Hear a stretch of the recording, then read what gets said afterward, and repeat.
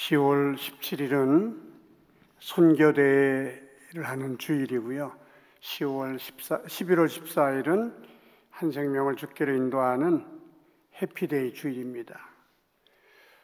두 행사가 성격은 비슷한데 대상이 조금 다릅니다. 선교대회는 그 대상이 외국이라고 한다면 해피데이는 그 대상이 우리 주변 사람들이라고 하는 것입니다.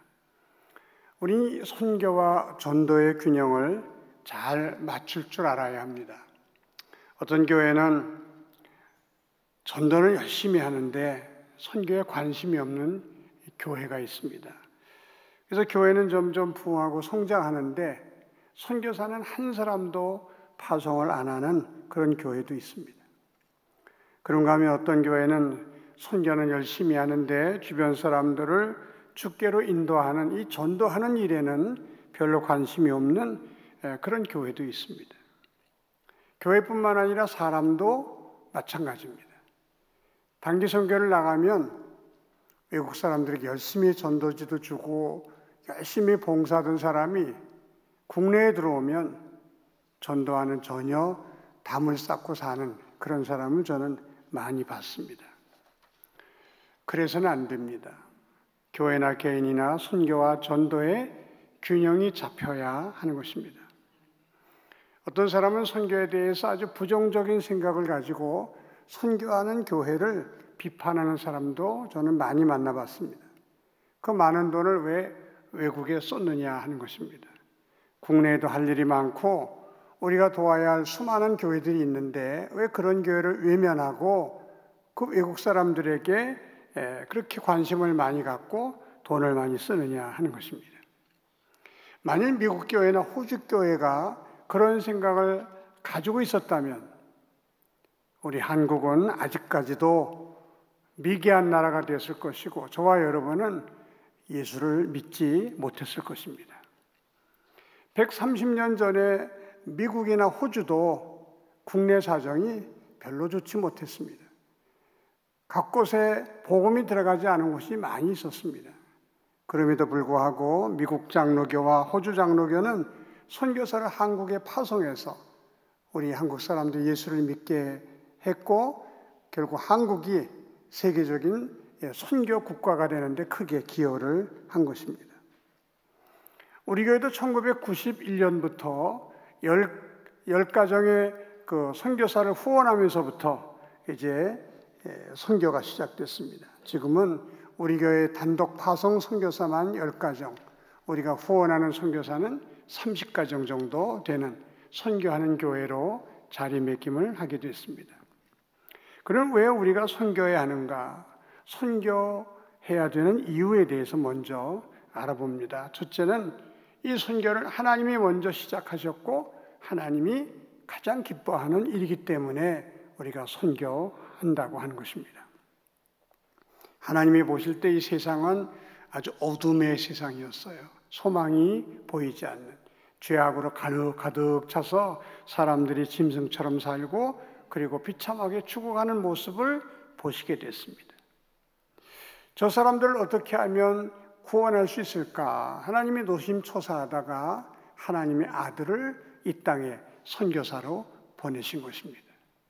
예수님은 선교사의 사명을 가지고 이 땅에 오셔서 우리를 구원해 주시고 하나님의 자녀 되게 하시고 하나님의 자녀들이 어떻게 살아야 하는지를 아주 구체적으로 가르쳐 주셨습니다. 그 예수님 때문에 수많은 사람들이 구원을 받았고 하나님의 자녀로서의 행복한 삶을 살게 된 것입니다. 선교는 하나님이 기뻐하신 일이면서 동시에 교회의 가장 큰 사명이기도 합니다. 하나님은 예수 믿고 구원받는 사람들을 이렇게 한자리에 모아서 교회를 이루게 하셨습니다. 그리고 그 교회를 주님의 몸, 예수님의 몸이라고 말씀해 주셨습니다. 교회가 예수님의 몸이라는 말씀의 뜻은 교회는 예수님이 하시던 일을 계승해서 해야 되는 영적 기관이다. 그런 뜻입니다. 예수님이 이 땅에 선교사로 오셨으니까 교회는 마땅히 이 땅에 선교사의 사명을 감당하는 역할을 해야 되고 교회는 하나님처럼 선교사를 또 파송하는 그런 교회가 되어야 한다 하는 것입니다. 그러므로 선교하지 않은 교회는 더 이상 교회라고 하기가 어렵고, 선교하지 않은 교회는 존재 이유도 없고 존재 가치도 없는 것입니다. 생각해 보십시오. 학교 건물은 지었는데 공부를 가르치지 않는다. 그게 학교입니까? 병원 건물을 지었는데 의사가 환자를 치료하지 않아요. 그건 더 이상 병원이 아니죠. 선교하라고 이 아름다운 건물을 지어주셨고 소원성교회라고 이렇게 모아주셨는데 선교하지 않는다면 그건 더 이상 교회가 아니고 존재 이유가 없다고 하는 것입니다. 우리는 누가 뭐라고 해도 교회의 가장 큰 사명은 전도하는 일이고 선교하는 일임을 잊어서는 안 된다고 하는 것입니다. 셋째로 선교는 성도가 하나님께 받은 가장 큰 사명이라고 하는 것입니다. 부활하신 예수님은 승천하시기 직전에 사랑하는 제자들을 모아놓고 이렇게 마지막 명령을 주십니다. 마태복음 28장 19절에서 20절에 기록되어 있죠. 그러므로 너희는 가서 모든 민족을 제자로 삼아 아버지 아들과 성령의 이름으로 세례를 베풀고 내가 너에게 분부한 모든 것을 가르쳐 지키게 하라. 선교학자들은 이 말씀을 하나님이 모든 믿는 자들에게 주신 가장 큰 명령, 그래서 지상명령이라고 말합니다. 성도들이 하나님께 받은 명령이 많지만은 그 명령 중에서 가장 크고 우선적인 명령은 너희는 모든 족속으로 제자를 삼아 아버지 아들과 성령의 이름으로 세례를 주고 내가 너에게 분부한 모든 것을 가르쳐 지키게 하라고 하신 이 선교적 명령이라고 하는 것입니다. 그러므로 모든 성도는 이 선교적 사명감을 가지고 이 선교적 명령에 순종하면서 살아야 마땅하다고 하는 것입니다. 그러므로 우리는 가는 선교사가 되든지 후원하는 선교사가 되든지 평생 기도하는 선교사가 되든지 선교사의 마음을 가지고 살아가야 그 사람이 온전한 성도다, 그렇게 말씀드릴 수가 있는 것입니다. 그러면 이렇게 중요한 선교에 우리가 어떻게 동참할 수 있는가? 첫째는 선교사를 파송하고 파송한 선교사를 후원하고 기도해 주는 방법이 있다고 하는 것입니다. 교회는 선교사를 파송하고 성도들은 그 파송된 선교사를 위해서 기도해 주고 후원해 주는 일을 하는 것입니다. 선교사는 자신의 삶 전체를 하나님께 드린 사람입니다. 자신의 삶뿐만 아니라 자기 가족까지 하나님께 바친 사람들이라고 볼 수 있습니다. 지난 주간에 아마존에서 30년 동안 선교하시다가 이번 코로나로 사모님을 먼저 하늘나라에 보내드리고 거기서 화장한 그 유고를 함에 들고 한국으로 나오신 이성전 선교사님을 만난 일이 있습니다. 아들을 데리고 왔는데 그 아들이 하는 말이, 아들이 브라질에서 좋은 대학을 졸업하고 세계적으로 유명한 금융회사 골드만삭스와 같은 그런 회사에 아주 좋은 조건으로 취직을 해서 살아가고 있던 도중에 선교사인 자기 어머니가 선교 현장에서 순교했다는 소식을 듣고 아버지 혼자 어떻게 선교하실 수 있나? 우리 부부가 가서 도와드리자. 그래서 그 직장에 사표를 내고 아버지 계신 선교지로 가게 됐다는 말을 그 아들의 입을 통해서 들었습니다. 얼마나 감동이 되는지 알 수 없어요. 선교사들은 이와 같이 자기뿐만 아니라 자기 아내, 자기 자녀들을 하나님께 바치면서 복음을 위해서 일하는 사람들이기 때문에 우리가 이 선교사님들을 정말 귀하게 여겨드려야 되는 것입니다. 그들은 우리를 대표해서 최전선에 나가 선교하는 사람들이고, 좀 더 구체적으로 말씀드리면 저와 여러분을 대신해서 나가서 복음을 전하는 하나님의 종들이기 때문에 우리는 그들에게 항상 고마운 마음, 그리고 그들에게 빚진 마음을 가지고 위해서 기도해주고 또 필요한 것을 공급해 줘야 된다고 하는 것입니다. 선교사를 돕는 방법 중에 하나가 선교사들의 자녀들을 우리가 돌봐주는 것입니다. 선교사가 오지에 들어가서 열심히 선교하다가 아이들이 어느 정도 자라서 학교 들어갈 나이가 되면 고민에 빠집니다. 왜냐하면 오지에는 학교가 없기 때문에 내 아이를 공부시키려면 어차피 도시로 나와야 됩니다. 그래서 아이들 교육 때문에 도시로 나와서 선교하는 많은 선교사들을 저는 만나봤습니다.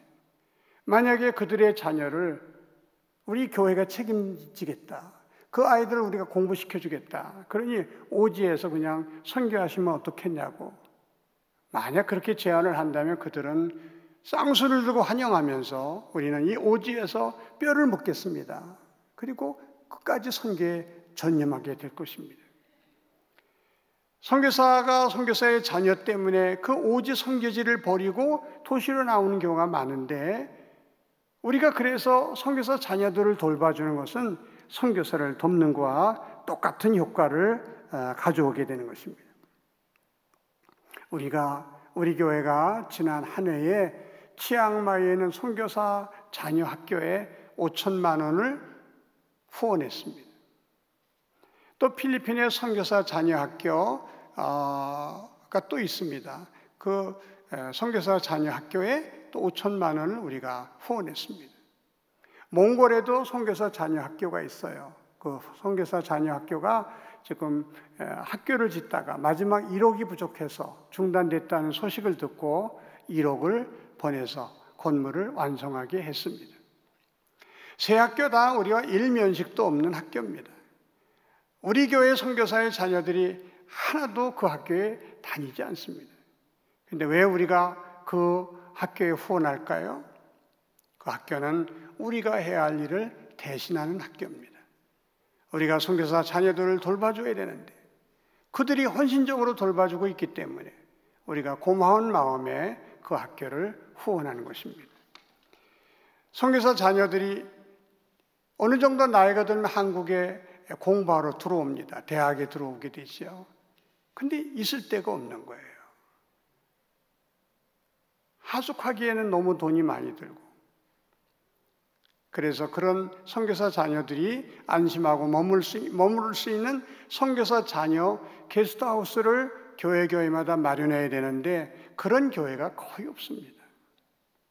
우리가 선교사 자녀들을 잘 돌봐줌으로 선교사들이 마음 놓고 선교에 전념할 수 있도록 도와주는 일, 그것이 우리가 선교에 동참할 수 있는 방법 중에 하나입니다.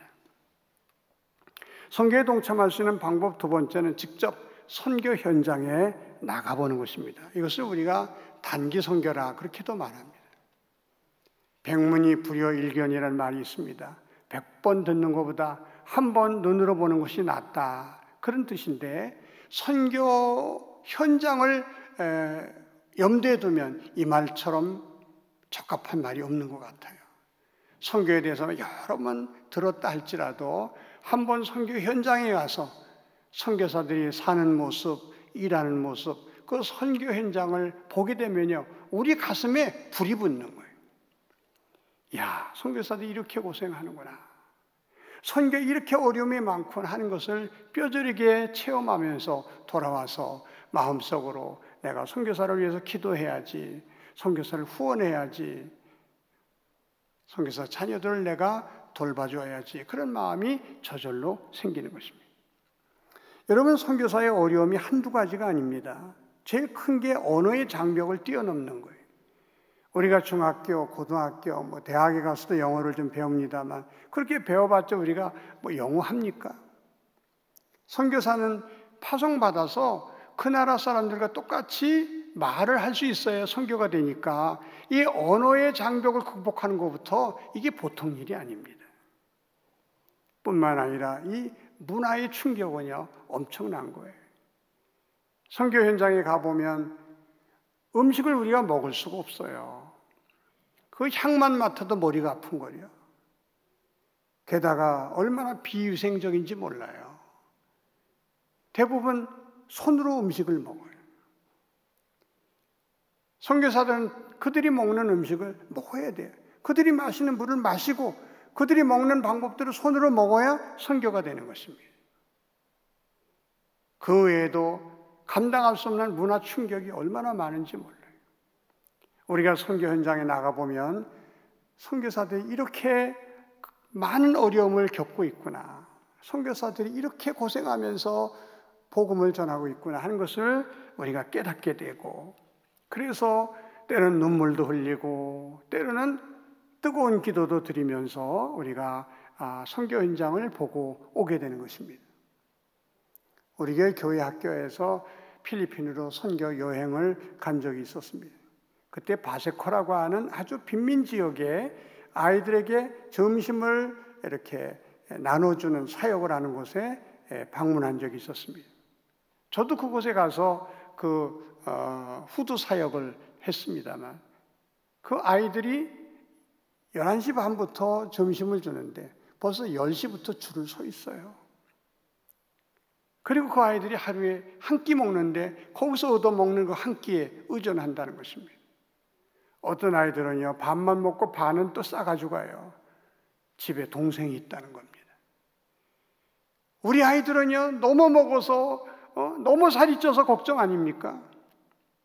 바짝 마른 아이들이 그 한 끼 식사를 기다리면서 줄 서는 모습을 보면요, 눈물이 저절로 흘러요. 우리 아이들이 그 봉사하고 와서요, 얼마나 달라졌는지 몰라요.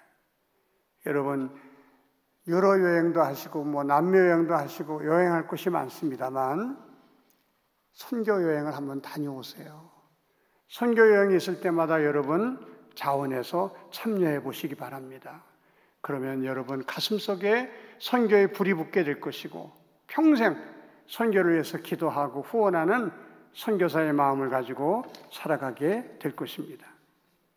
선교를 위해 물질로 헌신하는 방법도 있습니다. 선교에는 정말 돈이 많이 들어요. 우리가 선교사를 파송하면 먼저 선교사 생활비를 냅니다. 보통 2,200불 정도 보내는데 우리나라 돈으로 한 230만 원 정도를 가지고 이제 한 달을 온 가족이 사는 것입니다. 여러분, 동남아 같은 나라는 좀 괜찮지만은 조금 수준이 높은 국가에 선교사를 가는 사람들은요, 턱도 없이 부족한 선교비입니다. 그런데 많은 교회들이 이 생활비만 보내주고 그냥 끝인 거예요. 그 먹고만 살지 선교하는 데 필요한 선교 사역비에 대해서는요, 교회가 침묵하는 거예요. 그 자기 생활비를 줄여서 그 남은 돈으로 사역을 하다 보니까 선교사도 고생하고 선교 열매도 변변치 않은 것입니다. 우리가 선교사 생활비를 보내고 그 다음에 선교사 사역비를 보내줘야 그게 온전한 선교를 하는 것입니다. 그건 많이 아닙니다. 선교 사역을 감당할 때 자동차가 필요해요. 자동차 사줘야 됩니다. 집 없이 어떻게 선교할 수 있습니까? 집을 또 얻어줘야 돼요. 사람이 많이 보이면 예배당도 지어줘야 돼요.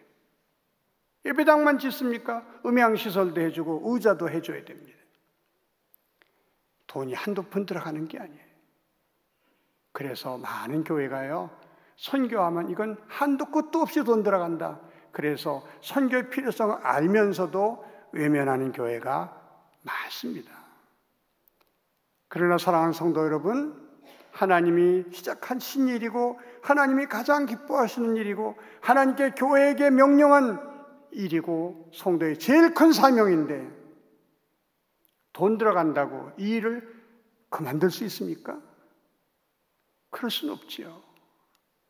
오히려 우리는 하나님께 받은 물질을, 하나님께 받은 축복을 하나님이 가장 기뻐하시는 이 선교한 일에 쓰면서 하나님을 기쁘시게 해드리고 우리도 보람도 느끼고 하나님의 사랑과 축복도 받을 줄 아는 저와 여러분이 될 수 있기를 주님의 이름으로 축원합니다.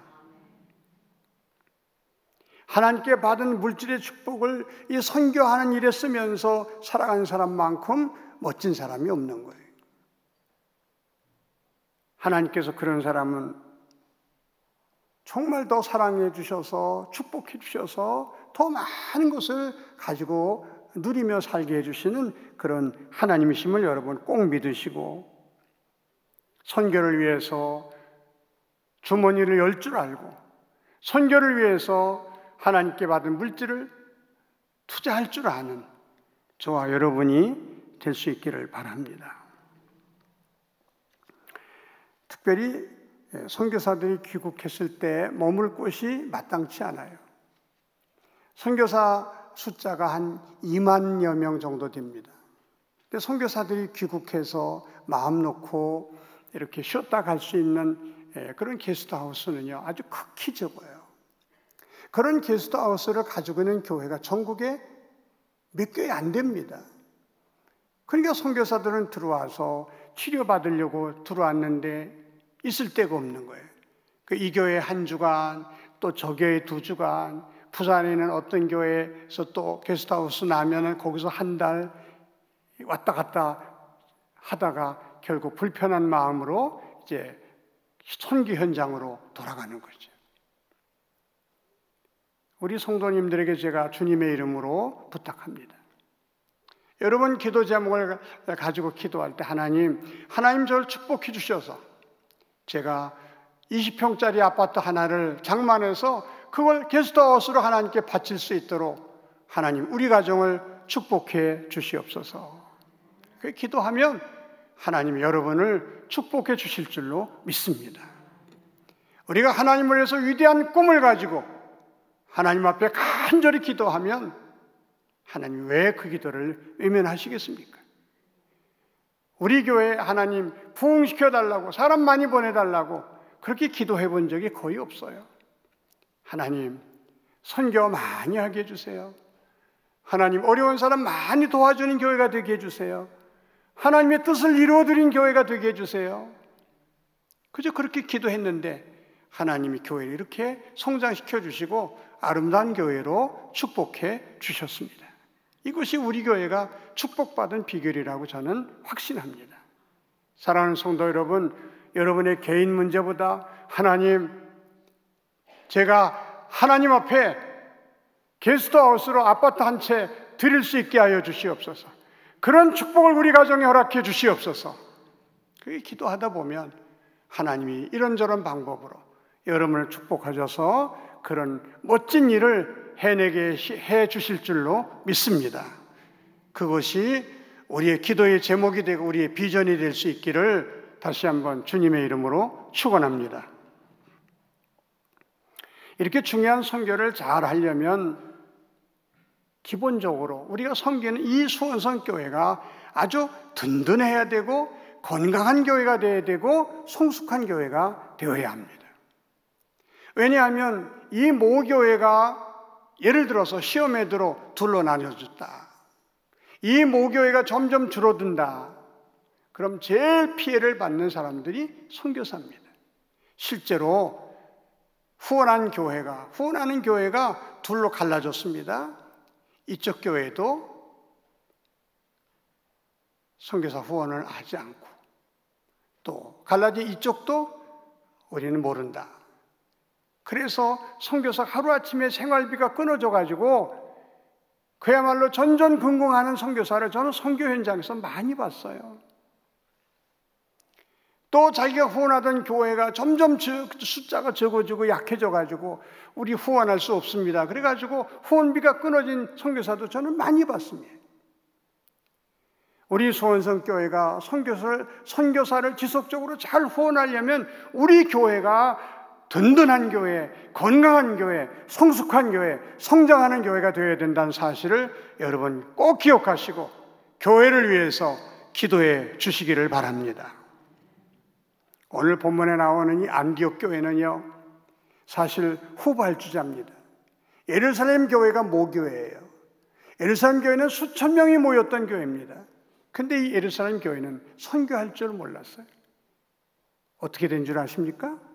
하나님이 예루살렘 교회에다가 폭탄을 던지셨어요. 무슨 폭탄입니까? 핍박의 폭탄입니다. 그래서 그 수천 명 모이던 예루살렘 교회가 사도 외에는 다 흩어져 버리고 만 거예요. 선교하지 않은 교회는요, 축복은커녕 이렇게 하나님 앞에 폭탄을 맞게 되는 것입니다. 흩어지던 성도들이 안디옥에서 복음을 전함으로 안디옥 교회가 탄생합니다. 바나바가 목회함으로 안디옥 교회가 점점 건강해지고 성숙한 교회가 됐습니다. 그래서 안디옥 교회가 신약교회 최초로 선교사를 파송합니다. 안디옥 교회는 어떤 교회였습니까? 안디옥 교회는요, 다양한 사람들이 모였지만 주 안에서 하나가 되었던 교회. 오늘 말씀 보면 안디옥 교회 구성원들을 이렇게 소개하고 있습니다. 안디옥 교회 선지자들과 교사들이 있으니 곧 바나바와 니게르라 하는 시므온과 구레네 사람 루기오와 분봉왕 헤롯의 젖동생 마나엔과 및 사울이라, 이렇게 시작됩니다. 바나바는 유대인입니다. 니게르라고 하는 시므온은요, 아프리카 사람이에요. 흑인입니다. 여러분, 우리 교회 흑인이 장로가 되었다 상상할 수 있습니까? 근데 안디옥 교회는 벌써요, 흑인이 장로가 된 거예요. 뿐만 아니고 분봉왕 헤롯의 젖동생 마나에는요, 왕과 형제니까 얼마나 존귀한 신분입니까? 근데 그런 사람이 이 피부가 검은 흑인하고 함께 교회 장로회를 보면서 교회를 섬겼다고 하는 것입니다. 사울이라는 사람은 최고의 지식인이었습니다. 그런 사람들이 모여서 하나가 된 교회가 바로 안디옥 교회라고 하는 것입니다. 이건 굉장히 중요한 얘기예요. 여러분, 교회 안에서는요, 지옥도 다르지만 또 부자와 가난한 사람이 있고 또 이념적으로 좌가 있고 우가 있습니다만, 교회 안에서는 주 안에서 하나가 되어야 할 줄로 믿습니다. 교회 안에서는 절대로 지역 감정이 들어오면 안 돼요. 우리는 전라도 사람이다, 우리는 경상도 사람이다, 우리는 서울 사람이다, 이북 사람이다, 그래서 자기끼리만 모이는 그런 그룹들이 교회 안에 있을 수 있어요. 그런 교회가 있기도 합니다. 그건 하나님 앞에서 매맞을 짓이에요. 우리는 다 예수 믿고 하나님의 자녀일 뿐이지 우리 안에 무슨 지역 감정이 있고 우리 안에 무슨 부자 가난한 사람 나눔이 있고 또 좌우 나눔이 있겠습니까? 부자도 예수 믿고 하나님의 자녀일 뿐이고 좀 넉넉지 못한 사람도 예수 믿고 하나님의 자녀입니다. 하나님 앞에서는 똑같습니다. 서로 사랑하고 서로 존경하고 서로 아껴줄 뿐이지 차별이 있을 수 없단 말이에요. 정치적으로 좌다 우다 할 수 있지만은 교회 안에서는 그것 때문에 갈등을 가지면 안 됩니다. 우리는 다 예수를 믿는 하나님의 자녀로 하나님의 가족일 뿐이지 교회 안에서 좌우 나타내면 안 되고 그것 때문에 교회에 갈등이 있어서는 안 된다는 사실을 여러분 꼭 기억할 수 있기를 바랍니다. 우리 한국이 자랑하는 유명한 교회가 있습니다. 김제의 금산교회라는 교회입니다.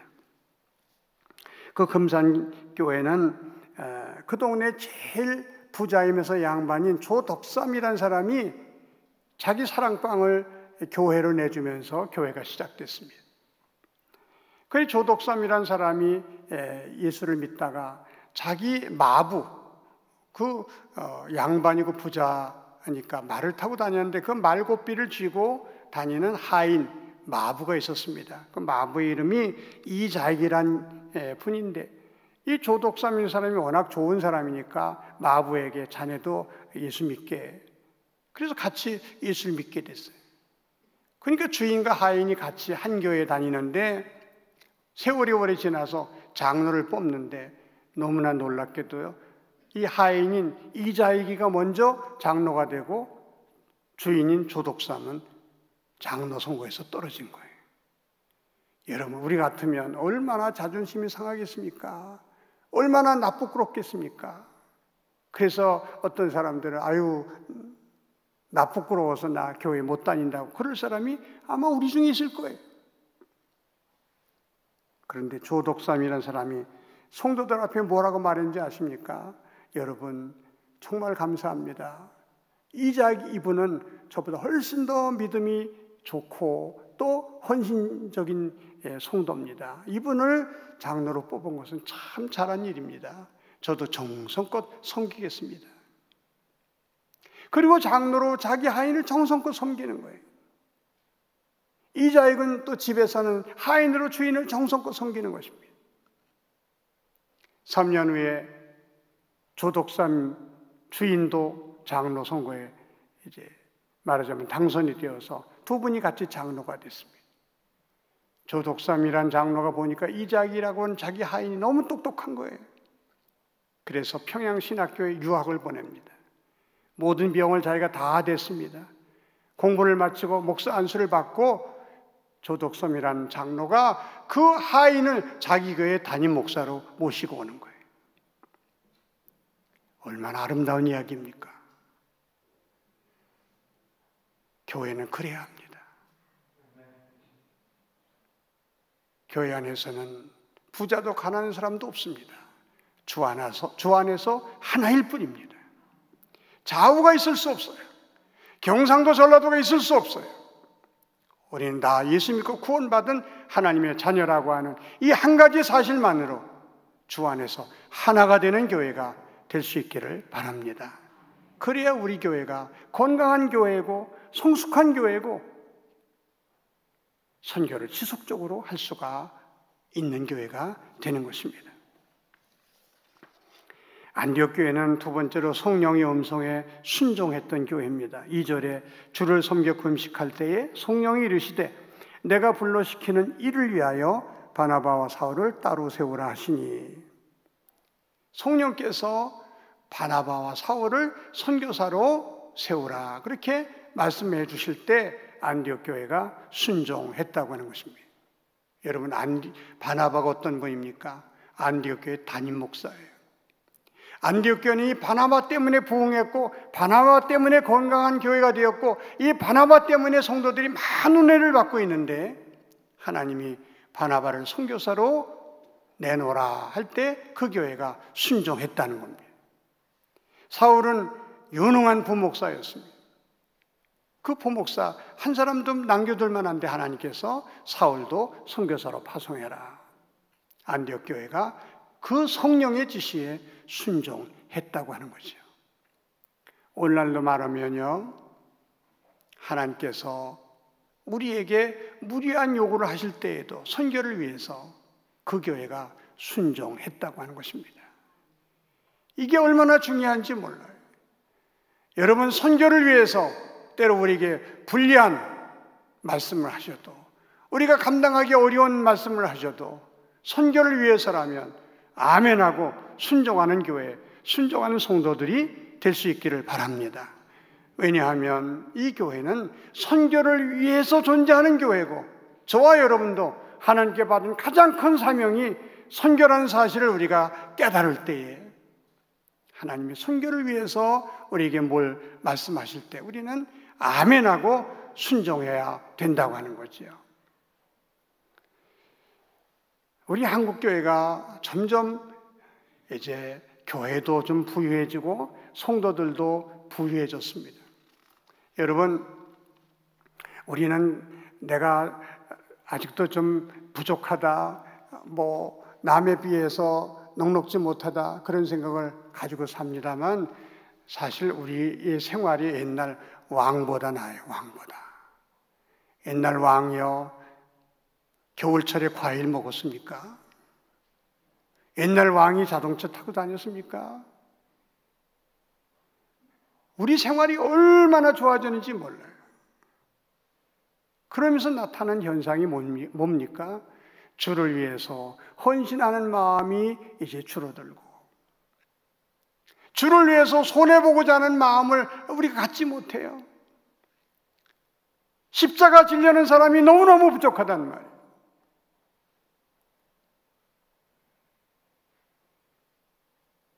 우리가 가난할 때도 예수 잘 믿어야 되지만 넉넉할 때 예수 잘 믿어야 되는 줄로 믿습니다.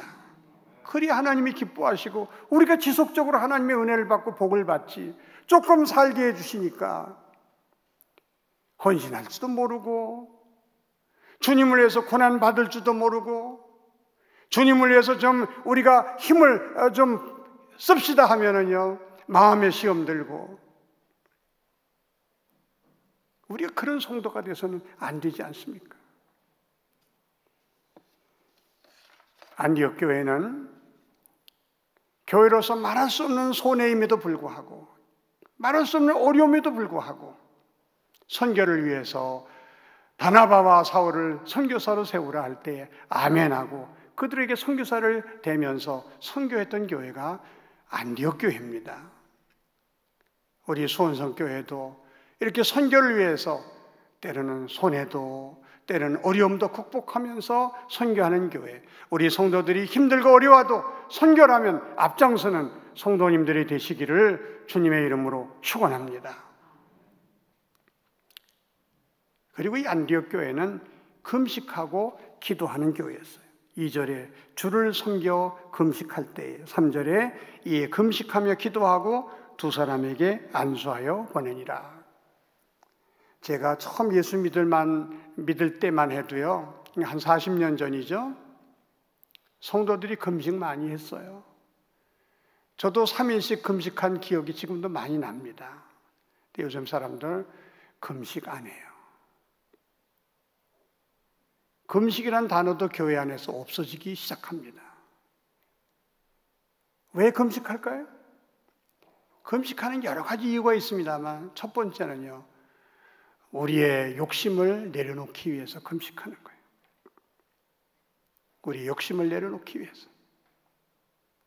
때로는 깊이 회개하기 위해서 금식합니다.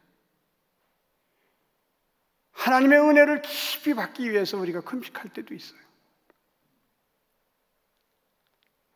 금식함으로 욕심을 내려놓지 못하는 사람은요, 몇백억을 가져도 절대 선교 못합니다.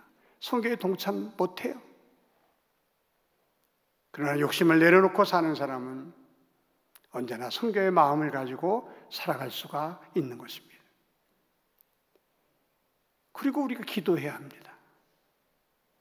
기도는 내 소원을 이루어달라고 하나님께 요청하는 것보다는 하나님의 뜻이 어디 있는지, 하나님이 뭘 원하시는지, 뭘 기뻐하시는지 우리가 기도를 통해서 찾는 것입니다. 기도하면 하나님의 뜻이 깨달아집니다. 기도하면 하나님이 뭘 좋아하시는지, 뭘 원하시는지 우리가 발견하게 되는 것입니다. 사랑하는 성도 여러분, 금식하고 기도함으로 우리도 선교에 기쁨으로 동참할 줄 아는 하나님의 사람, 예수 믿는 사람들이 될 수 있기를 간절히 바랍니다. 이제 10월 17일은 2주밖에 남지 않았습니다. 우리는 코로나 때문에 음식 바자회도 못하고 또 우리가 늘 했던 여러 가지 행사를 거의 못합니다. 그러나 우리는 이 선교대회를 통해서 하나님, 내가 가는 선교사가 되든지 후원하는 선교사가 되든지 평생 선교를 위해서 기도하는 선교사가 되든지 셋 중에 하나의 마음을 가지고 평생을 살게 하여 주시옵소서. 그 결단을 하는 선교대회가 되어야 할 것입니다. 그것이 없다면 이 선교대회는 그저 형식적으로 하는 것뿐이지 우리가 선교대회를 해야 할 이유가 없습니다. 하나님이 가장 원하시는 일이고 하나님이 먼저 시작하신 선교입니다. 교회가 하나님께 받은 가장 큰 사명은 선교의 사명입니다. 저와 여러분이 하나님께 받은 지상명령, 너희는 모든 족속으로 제자를 삼고 아버지, 아들과 성령 이름으로 세례를 주고 내가 너에게 분부한 모든 것을 가르쳐 지키게 하라고 하는 이 지상명령, 이걸 잃어버리고 살거나 이거에 관심이 없다면 그 사람은 교회는 다니지만은 주님의 제자라는 말할 수 없습니다. 사랑하는 성도 여러분, 선교를 위해서 하나님이 나에게 구원을 선물로 주셨고 선교하라고 물질도 주셨고 선교하라고 나에게 건강도 주셨다는 사실을 늘 깨달으며 선교의 앞장서는 선교의 역군이 되면서 선교사의 마음을 가지고 살아가는 저와 여러분 모두가 되시기를 주님의 이름으로 축원합니다. 기도드리겠습니다. 하나님 아버지, 예수님을 이 땅에 선교사로 파송하셨고, 그래서 예수 믿는 사람이 생기게 되었고, 교회가 이 땅에 세워지게 되었습니다. 교회는 선교의 도구요, 선교의 기관임을 깨닫고 우리 수원성교회가 선교하는 일에 최선을 다하게 하여 주시옵소서. 우리 모든 성도들이 주님이 내게 준 지상명령, 이 선교의 명령을 늘 가슴에 품고 가는 선교사가 되든지 보내는 선교사가 되든지 아니면 기도하는 선교사가 되든지 평생을 선교사의 마음을 가지고 살아가는 우리 모두가 되게 하여 주시옵소서. 예수님의 이름으로 기도하옵나이다. 아멘.